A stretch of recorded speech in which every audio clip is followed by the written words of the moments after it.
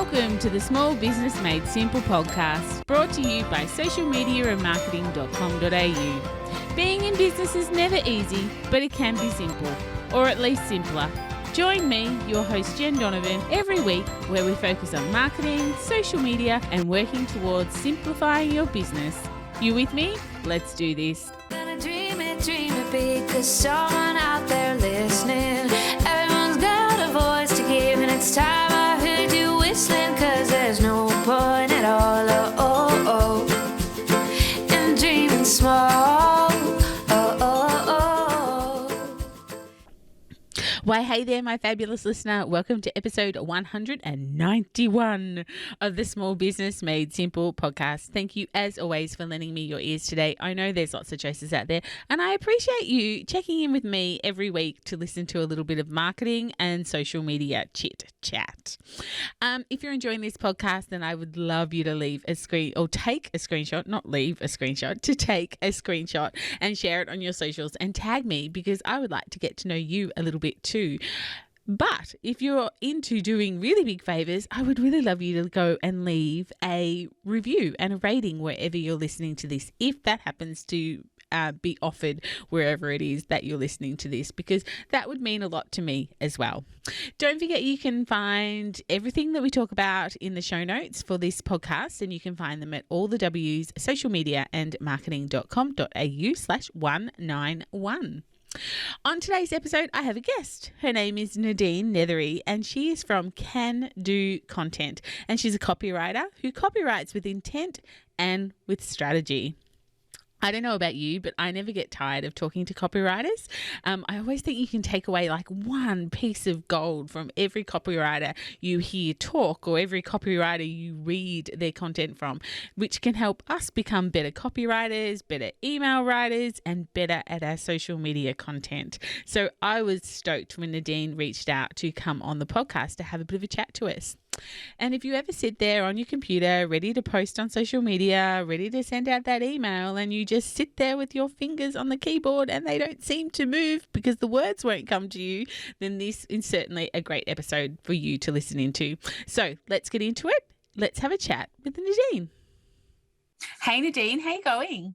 Hey Jen, how are you? Thanks for having me. Oh, my pleasure. So excited to have you on and talk about words and content. I just think my audience members and myself, I love, hearing from different people who are so good at things that I'm not particularly great at. So super excited to have you on the podcast, of course. But for my amazing audience who perhaps don't know about you or about your business, could you tell us a little bit about who you are and what you do?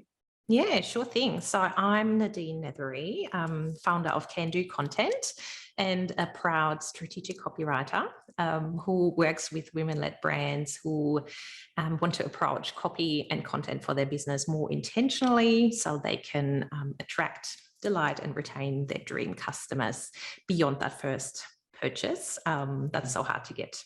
I've been in business for coming up to 5 years, just under 5 years. Started off like so many of us women business owners as a side hustle while being mum of two, pregnant with number 3, and working a full-time job in the corporate world. And it all started with that lack of passion for my corporate gig, which was back then in marketing and PR, and lack of fulfillment, and looking for something that would help me get out of bed every day and help me love what I do. So I went on that search, what I could put my skills to, and ultimately ended up in copywriting. So I did a whole bunch of courses with industry leading copywriters to get my skills up, and make myself official. So I've done consumer psychology courses as well. So all the skills you need to come up with copy that builds genuine connections and ethically and strategically guides your audience to make up their own mind and feel empowered to choose you as their chosen product or service provider. Yeah. So where did the name Can Do Content come from? Like, was that just like a 3 o'clock in the morning thought for a business name, or has it got something else behind it? No, it's very intentional. Everything with me is very intentional. It's all about, like, I'm a very positive person. And so the same goes for my business. So I want to show women business owners that, it all comes down to your can-do approach. Ultimately, if you have the passion and the drive, you can make things happen, and you can, fulfill that dream of yours. And copywriting is very much the same. So if you have a big vision, writing your own copy is very much a can-do approach as well. So setting your mind to it and taking the right steps to empower yourself with all the tools and insights to write your own copy. Yeah. So for anyone who's listening who perhaps hasn't worked with copywriter before, how do they know it's time to work for a copywriter? And I suppose one step back from that is, what is a copywriter? Is it different to a content writer? Is it different to a blog writer? Is it different to a website writer? Like, what is, a copywriter, and when do we know we need one? Yeah, so copyright has become in all shapes and forms and sizes. Yeah.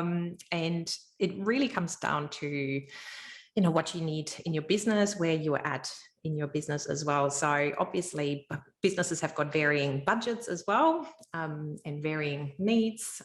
It depends on how far along you are on your business journey, whether you've got existing copy that you've written yourself that needs to be, reviewed and tweaked and tightened, or whether you are starting out and literally have no clue and want to hand it over to someone who can do it properly for you from the get-go. So copywriters basically help you come up with the words for your business that build relationships and that give you consistency and clarity and get your point across. So your point of difference, what makes you stand out, why people should choose you, the transformation that you offer. Copywriters basically package that into concise messaging that builds connections and guides readers to be ready to purchase or to take that next step, whatever that action is.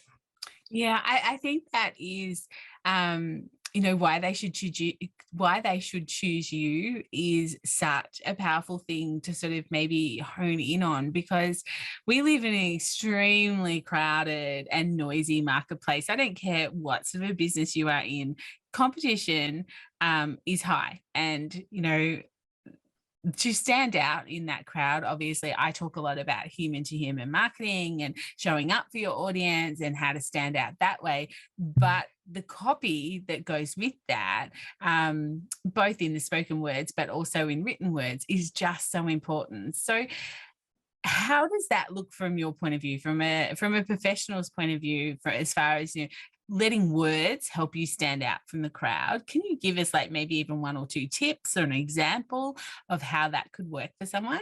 Yeah, totally. So it's, I love to call it the so what factor. Yes. What's in it for me? Yeah. People are inherently selfish, and if you can present them on a platter why it matters, the benefits that are in it for them. So take a step back, whatever message or blog post, social media post you write, make sure the so what comes across in everything. Like, why do they need to sign up to your lead magnet? Why do they need to call with you? Why do they need to choose you as their service provider? So the so what is super important.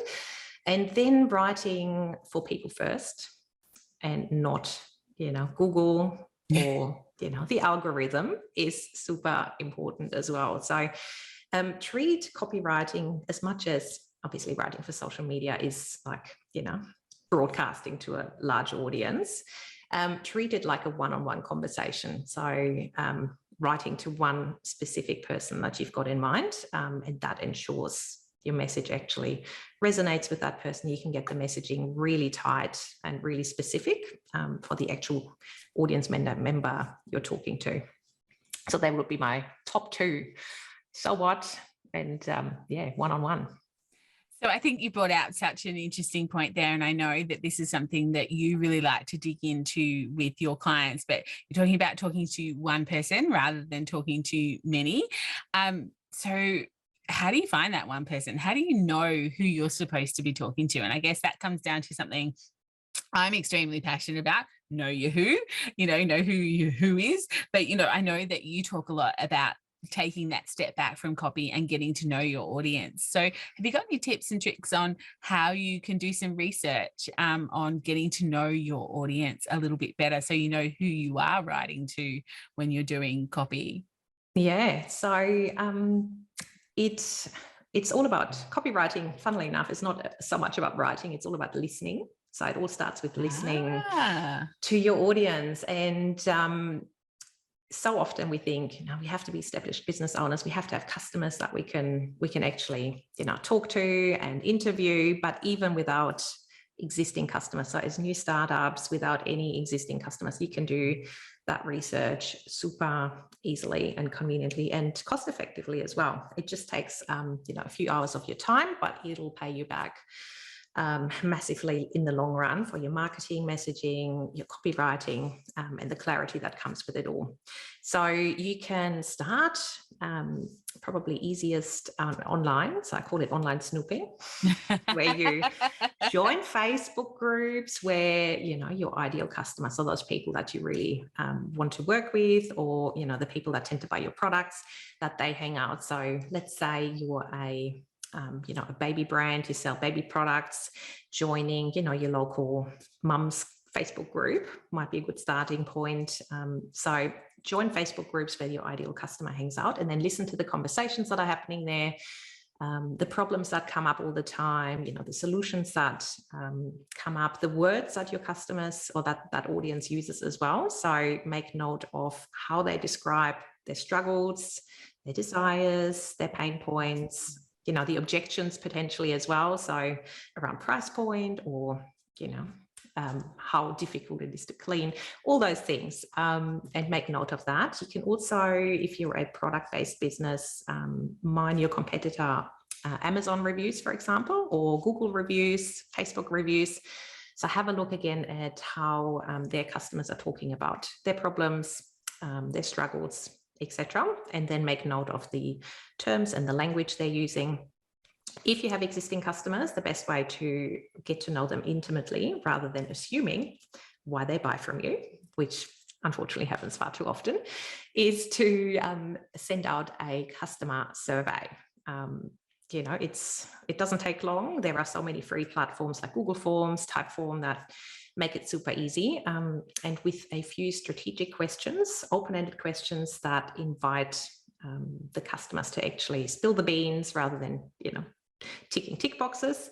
You again get into their brain, and it helps you join the conversation that's already happening in their mind. So you find out why they looked for your services or your offer in the first place, the transformation that they were looking for, potential objections they might have had around purchasing from you, the transformation that they went on, and how their life has changed with that product or offer or service in their lives. And then literally plonk that into buckets, come up with a spreadsheet. It's not fancy, and list, any objections that come up, any pain points, desires, then pick up themes and patterns. And then basically you have marketing material and messaging that you can use for months and months to come. And the copy all of a sudden is no longer, pulled out of thin air.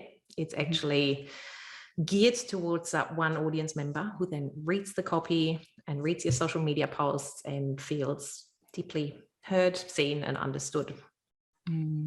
I love the way you mentioned a few times about using their language. I think that is something that we miss the mark on sometimes, is we get so bogged down in our own business that we forget to use the language of our buyer. So I love that you brought that point up a couple of times, which kind of, I guess, is a good lead into my next question. And I have, amazing listeners listening to this podcast, but there is quite a split between service-based and retail-based businesses that do listen in. So what do you find is probably one of the biggest mistakes that people make in copy, perhaps in the service based, but also in retail based? And, can you give us a bit of an example of either of those? Yeah, so let's start with the e-com brands. They love to focus on features over benefits, unfortunately. So telling you everything about dimensions and colors and materials, when ultimately you are still selling a transformation. So people want to see how their life is going to look with that product, within their life. So again, going back to an example here, let's say, silicone baby plates, like as an example, sticky plates that stick to the high chair and won't fly off. So you can speak to, peace and quiet in the morning. You can actually enjoy that morning coffee because you don't have to crawl around on the floor and mop up the mess because it's stuck to the plate. So it's again, putting yourself into your audience's, mindset and seeing what is actually happening in their life that your product fixes. So speak to those benefits and the transformation and show very visually and tangibly how you can, how your product solves that. When it comes to e-com brands as well, too often, especially the brands that I work with, they're usually, one-woman shows, and they love to hide behind their brand and their product, and they don't show up anywhere on their website, and their story, it's very top line. And really, let's face it, we buy a product, but we buy into the story that comes with the brand. And why the brand started, the motivation behind the brand just as much as the product. So make sure you show your face as well. When we're looking at service-based business owners, too often I find that the copy is focused around them, CV style. So I've done this uni degree, and then I worked here, and then I got promoted to this, and that makes me the expert, that sort of angle.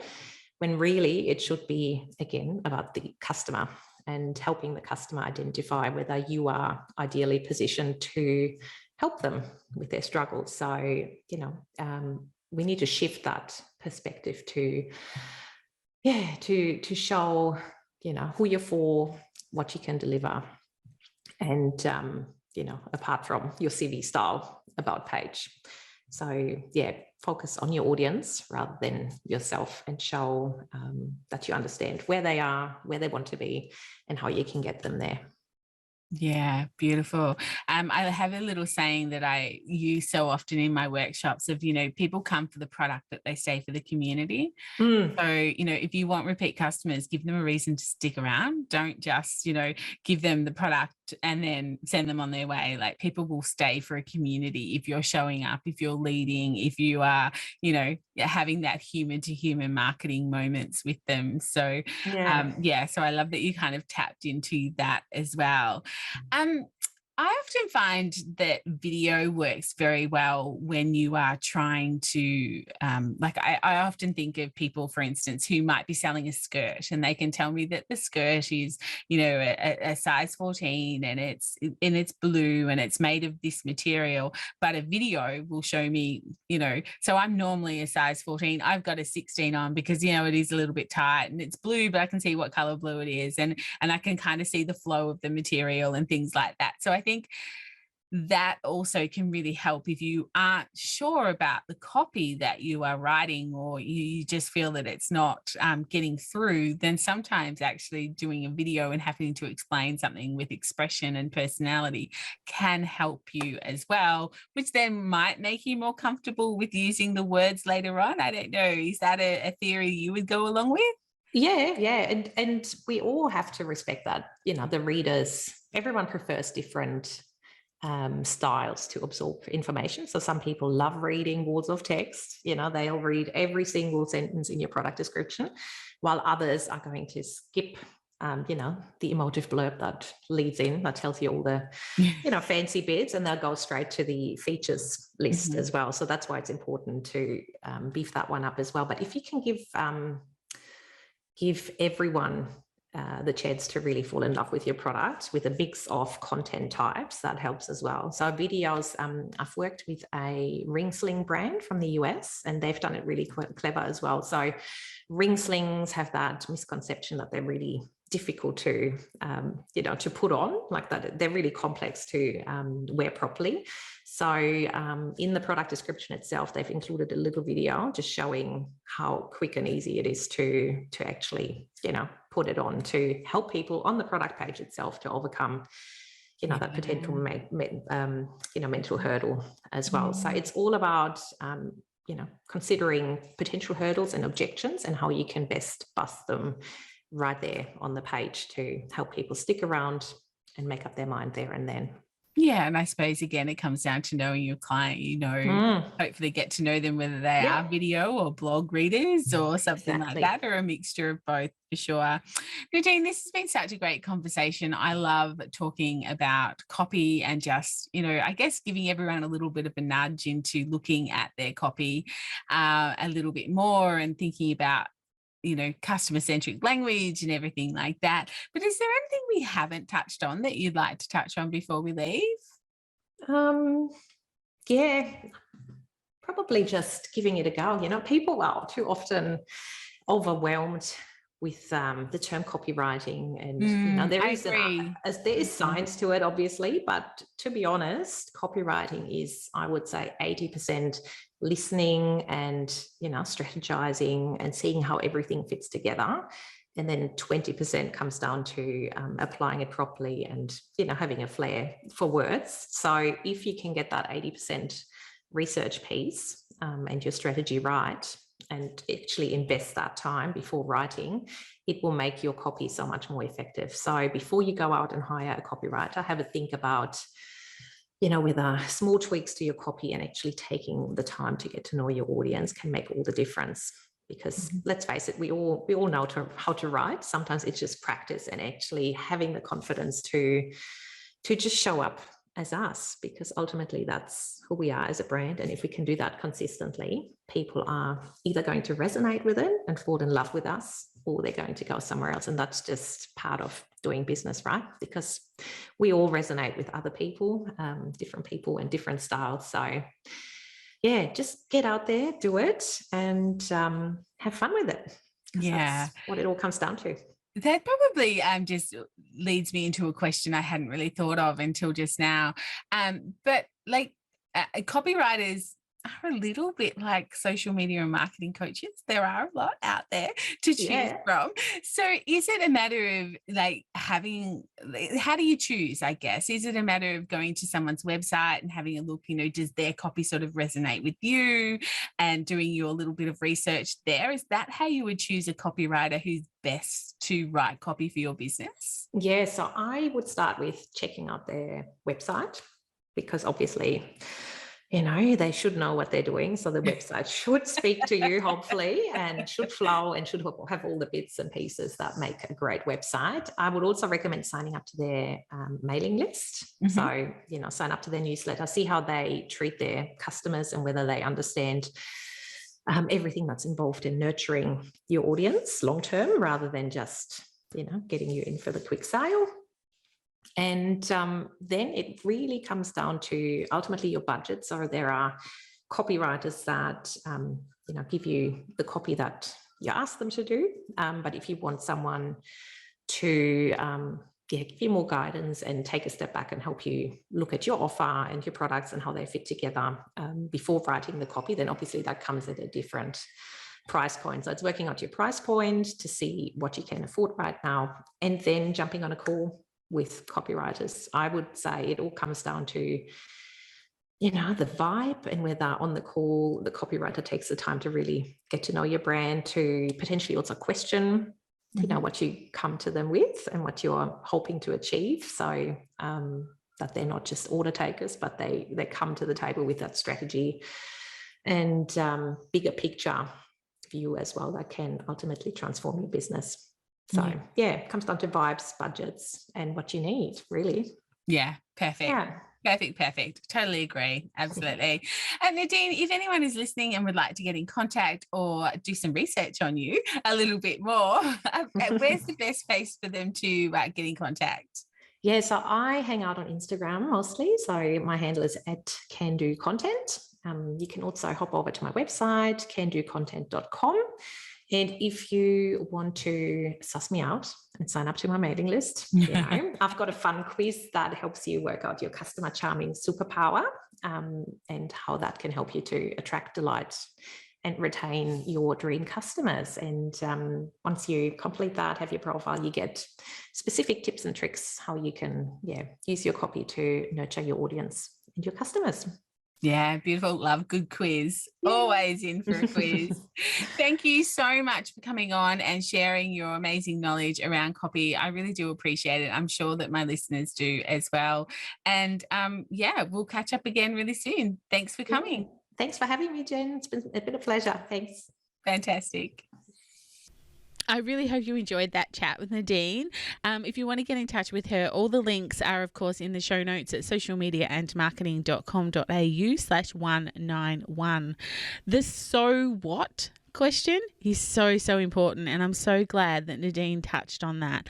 Answering that so what question can really help you become better at copywriting, and better at copywriting with intent that you know is going to get to your ideal client, is going to get that head nod test or that reaction from your ideal client. I also love that she taught us that copywriting was as much about listening, in fact, more about listening than what it is about writing. I'd never really heard copywriting described as that, so that really made me sort of go, okay, that makes so much sense. So if you take one thing away from this interview, I hope it was that, and also answering the so what question. But let's continue this chat in the Like-Minded Business Owners Facebook group. If you're not a member already, then head over there and join. I've got some great guests coming up. I've had some great guests as well. So all the live videos exist there. So feel free to go and listen to the ones that I've already done and keep in touch for the ones that are coming up. Some really great experts in their field giving you and giving me their time to help learn and become better at this small business thing. But that's it for another episode of the Small Business Made Simple podcast. I will see you next week on the podcast for episode 192. If you've got any suggestions on what I should do for episode 200, please feel free to reach out. It's going to come quicker than I know.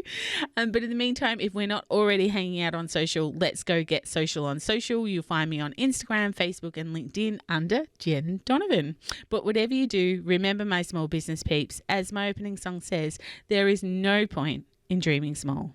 No time like the present. Tell it like you feel it, say it proud, be true, and let us see you for the star that you are.